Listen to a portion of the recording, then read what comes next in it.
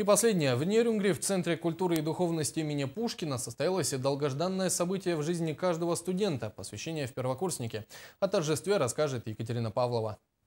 Вчерашние абитуриенты, переступив порог учебного заведения в новом для себя качестве студентов, стремятся поскорее стать частью студенческого братства. Но для того, чтобы стать настоящим студентом, нужно не только поступить в вуз, но и с достоинством пройти все испытания при посвящении. Ведь это самая важная традиция каждого учебного заведения. Этот праздник устроен для того, чтобы мы почувствовали себя настоящими студентами, стали более уверенными в себе, наверное, ну и показали, на что мы способны. Мы способны на многое. Тематика посвящения в этом году выбрали космическую тему. Первокурсники доказывали, что могут быть достойными жителями планеты СВФУ. 8 команд от каждой кафедры показывали свои творческие, юмористические номера. Очень ответственно быть студентом.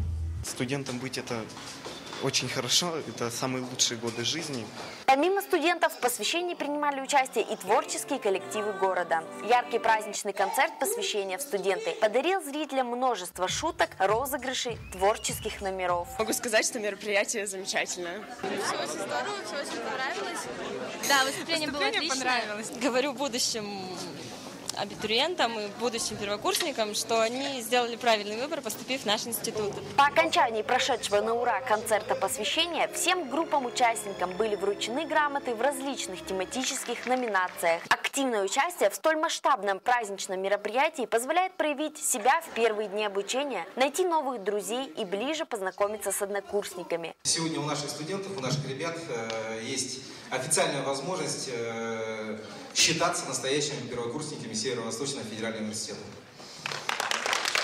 Главная задача – сделать день посвящения в студенты особенным и запоминающимся – была выполнена. Екатерина Павлова, Кирилл Федоров, НВК Саха-Нерюнгри.